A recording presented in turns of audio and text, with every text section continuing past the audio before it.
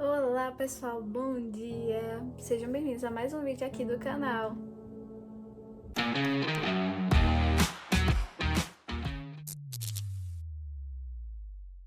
Bom, e o tema de quinta-feira é vantagem, e já começa falando, sobre um trechozinho do livro de Ellen White, que é Testemunhos para a Igreja, que fica no verso 9, página 20.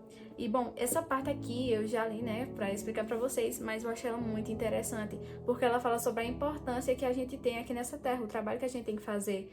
E ela mostra com cada detalhe isso, só nessa partezinha, e eu acho muito legal. E começa assim: em sentido especial, os adventistas do sétimo dia foram postos no mundo como vigias e portadores de luz. E a gente sabe, que tipo assim, se for pra gente comparar, os vigias, eles não têm trabalho tão relevante, digamos assim, para as pessoas. Vamos dizer assim. E o trabalho do vigia é basicamente cuidar de certo local ou de alguém e proteger ela e tentar ajudar ela, caso algo aconteça. E é da mesma forma, a gente tem que ter esse cuidado de falar, de explicar e de fazer esse trabalho importante na vida das pessoas, que é proclamar a verdade, ensinar elas e ajudá-las e levá-las ao arrependimento. E o portador de luz é que a gente carrega a verdade conosco. E isso é um peso enorme.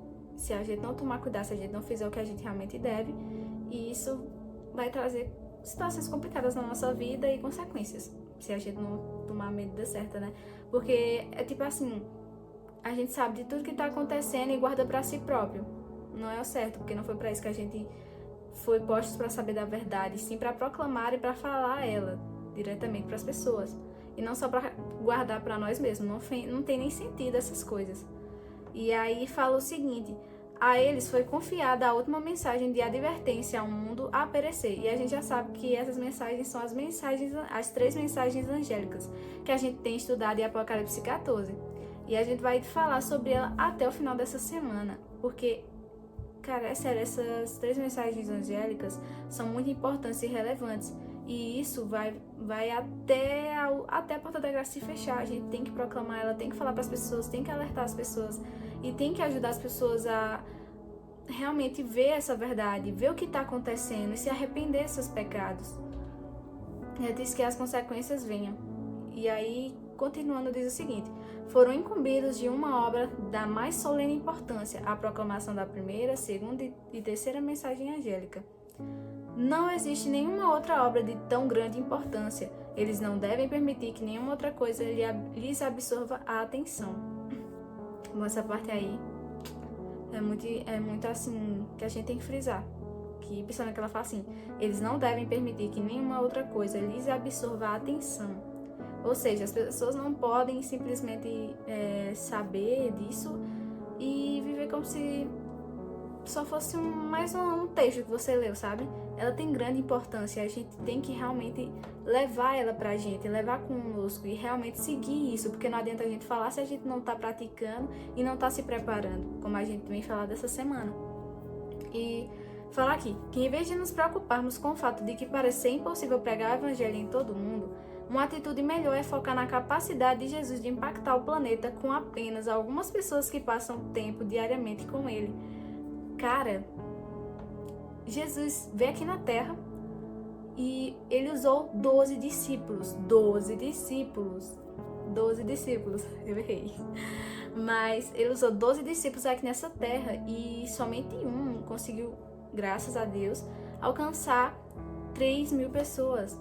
E a gente vê que eles falavam, eles pregavam o evangelho para muitas e muitas e muitas pessoas. E eles não tinham medo, eles lutavam por isso, eles falavam, eles viviam isso, eles praticavam, eles lutavam por isso, entende? Era um trabalho enorme, impactava a vida das pessoas e muitas pessoas se entregavam a Deus. Então a gente não pode achar que é impossível a gente fazer esse trabalho, que a gente, mas eu não vou conseguir alcançar nem a metade desse mundo, mas eu não vou conseguir fazer nem a metade disso, como é que Jesus quer que eu faça isso? Existe discípulos servindo a Deus em todos os lugares. Onde quer que você esteja, você tem que fazer esse trabalho. Você tem que lutar por isso. Se você sabe, se você conhece, se você ainda não conhece, procure estudar. Porque é muito importante estudar a palavra de Deus, para que você tenha não só estudar, mas também praticá-la na sua vida. Porque não adianta você saber se você não proclama, é como se não pratica, porque significa que você só deixa entrar e sai ao mesmo tempo, sabe? não significa nada assim pra você, entendeu? Se você não pratica ela, não tem importância então na sua vida. Então, para que ela tenha realmente importância na sua vida, que você continue seguindo ela, você precisa praticar ela, entendeu? Você não só pode guardar ela na sua mente e pronto, já era, entendeu? A qualquer momento eu posso mudar. Não, isso tem que ser com preparação, tem que ser com todo o cuidado, entende? Você tem que tomar cuidado com essas coisas e realmente fazer o trabalho certo. E aqui é uma coisa que é realmente muito interessante, porque Jesus usou 12 discípulos e eles conseguiram proclamar verdades sobre Jesus, sobre Deus para todo mundo. Eles lutaram por isso, a gente também é capaz disso, juntos a gente pode fazer isso. Então não se sinta inútil ou sinta que não é capaz, porque você é, porque o Espírito Santo está com você. Se você permitir que ele atue sobre você, que ele te use, com toda certeza ele vai te usar para que você consiga alcançar muitas outras pessoas, entende?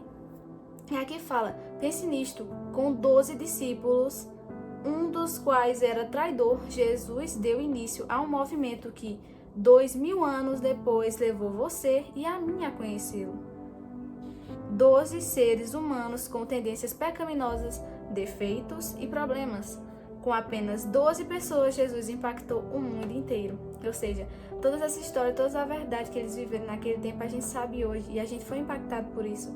Então, eles tinham defeitos, eles tinham dificuldades, problemas, eram pecadores, mas isso não deixou eles simplesmente achar que só porque são pecadores não são dignos de fazer isso, assim, a gente não merece, né?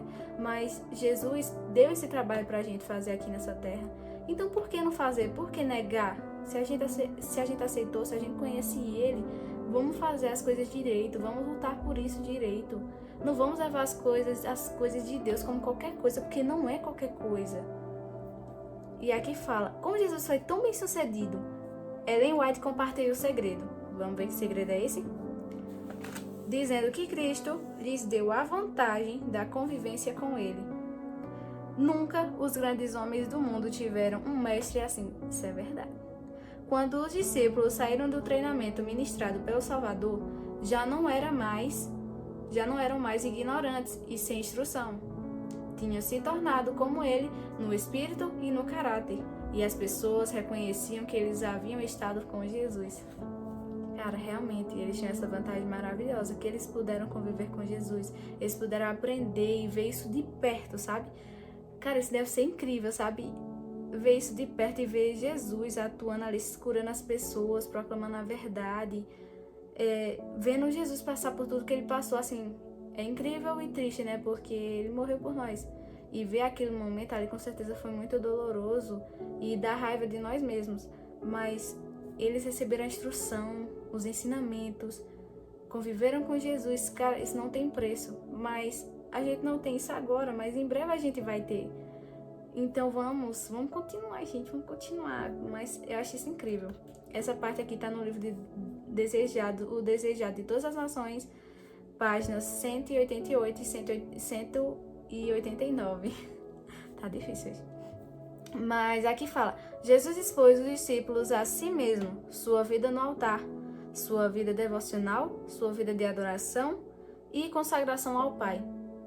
Quando ele subiu ao céu, os discípulos não eram perfeitos, mas tinham uma conexão com Deus que lhes deu a sabedoria e o poder necessários para cumprir aquela missão. Então, tipo assim, além disso, eu esqueci de comentar, né, que na parte aqui do Desejado de Todas as Nações, fala assim, tinham se tornado como ele no espírito e no caráter, e as pessoas reconheciam que eles haviam estado com Jesus. Isso é incrível porque eles foram transformados, eles foram realmente pessoas que mudaram a vida deles através de Jesus. Eles realmente quiseram isso, entendeu? Eles foram atrás disso, porque eles poderiam só ver Jesus e dizer, tá, tudo bem. Mas eles viram isso de perto, eles queriam, eles sentiam o desejo aqui, ó, no coração deles, de mudar também, entendeu? De ser como Jesus. Então, só de passar por ali, as pessoas já sabiam que ele era uma pessoa usada por Deus, por Jesus, que ele tinha estado com Jesus. Isso é maravilhoso, gente. E a gente também pode, as pessoas podem ver Deus e Jesus na gente, mas se a gente realmente fizer as coisas certas e deixar o Espírito Santo atuar em nós. E nessa parte aqui, que eu acabei de ler também, que eles viram, né, a vida de Jesus no altar, em sua vida devocional, sua vida de adoração e consagração ao Pai. E quando ele subiu ao céu, os discípulos não eram mais aquelas pessoas de antes, eles ainda não eram perfeitos, mas eles tinham essa conexão com Deus. Então isso é incrível, isso é maravilhoso. E eles tinham o que era necessário para continuar a missão, para cumprir a missão que eles tinham aqui. E aqui fala, devemos voltar para o altar. Precisamos reconstruir nossos altares de adoração quebrados, a fim de sermos capacitados a serviço de Deus. Eu não sei qual é o altar seu que está quebrado, que está danificado, que está aí assim, rachando, sabe? Ou, não sei, talvez você tenha que reconstruir, talvez você tenha que construir, mas lute por isso. Ore, converse com Deus, peça a ajuda dele, que eu garanto que ele não vai negar a ajuda que você precisa. Pode ter toda a certeza do mundo que Jesus e Deus e o Espírito Santo vão estar com você nessa luta, por mais difícil que seja. E vamos ver aqui as perguntas que tem, pense aqui, que é para pensar, mas eu vou dar uma respostinha aqui, o que eu acho, e vocês aí pensem em casa também. Quais são as boas notícias que o primeiro anjo anuncia? Bom, aqui fala, a primeira mensagem é: teme a Deus e dai glória, pois é chegada a hora do juízo, daquele que fez os céus, a terra, o mar e a fonte das águas. E essas são as boas notícias. Ele está voltando. Ele está chegando. Vai ser maravilhoso para aqueles que permaneceram ao seu lado, mas vai ser muito difícil para aqueles que não permaneceram. Então, que a gente possa ser a pessoa que realmente ficou com ele até o fim, que guardar os mandamentos e tenha fé em Jesus. E a segunda perguntinha é: qual é a missão da Igreja Adventista do Sétimo Dia? A gente sabe que a gente tem missões enormes, que é proclamar essas 3 mensagens angélicas, falar sobre o sábado, sobre a importância do sábado. Então, a nossa missão é aguardar a segunda vinda de Deus, proclamar a verdade, guardar o sábado. Aquele que há de vir virá e ele não tardará. Então, essa é a missão da gente, proclamar a verdade e não ficar calado. Então, vamos embora, meu povo. É isso, pessoal. Essa é a lição de quinta. Mas antes de finalizar, vamos levar uma rápida prece ao nosso Deus, em agradecimento a tudo que Ele tem feito em nossas vidas e coisas que Ele vai fazer ainda. E se você precisa da ajuda dEle, nunca hesite em buscá-lo. Oremos. Santíssimo Deus e amado Pai, graça te damos, Senhor, por mais um dia que está começando, ó Pai. Que o Santo Espírito de Deus possa estar sobre todos que estão assistindo, ó Pai, essa lição de quinta-feira, que é uma bênção, Senhor. Que a gente realmente possa, ó Pai, levar a sério as Tuas palavras, Senhor. Essas 3 mensagens angélicas são muito importantes e a gente tem que declarar, ó Pai, para as pessoas. A gente tem que ajudar as pessoas, ó Pai. A gente tem que ajudá-las, Senhor, a te reconhecer, a te ver, Senhor, antes que seja tarde demais, que elas possam se arrepender e se entregar a Ti verdadeiramente, Senhor, porque o Senhor reconhece isso, ó Pai. Ajuda, Senhor, nos ajuda, ó Pai. Cuida de cada um de nós, cuida de cada pessoa que está assistindo, abençoa ela, ó Pai, que se um dos altares dela estiver quebrado, danificado, que o Senhor possa ajudá-la a restaurar ou construir novamente, Senhor. Mas que ela não venha desistir, ó Pai, que ela venha lutar e permanecer fiel a Ti. É isso que eu te peço, Senhor, e te agradeço. Em nome de Jesus. Amém. É isso, pessoal. Fiquem com Deus. E é isso. Tchau, tchau.